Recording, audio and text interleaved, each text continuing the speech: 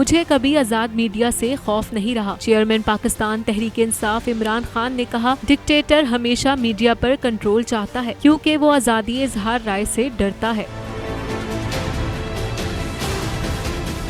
कप्तान का इस्लामाबाद में सेमिनार से खिताब। साबिक वज़ीर-ए-आज़म इमरान खान का कहना था, मीडिया की आज़ादी से लोगों को खतरा इसलिए होता है क्योंकि इन्होंने करप्शन की होती है। पीटीआई चेयरमैन इमरान खान का कहना था कि सहाफ़ी नजम सेठी ने मुझ पर इल्जामात लगाए। मैं वज़ीर-ए-आज़म था, फिर भी मुझे इंसाफ नहीं मिला।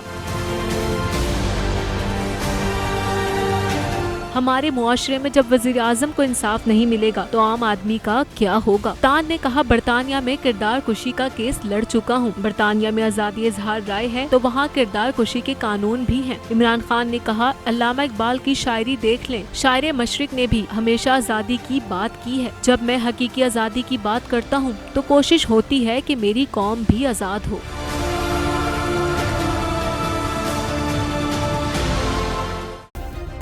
सब्सक्राइब करें और बेल दबाएं ताकि कोई खबर रह न जाए।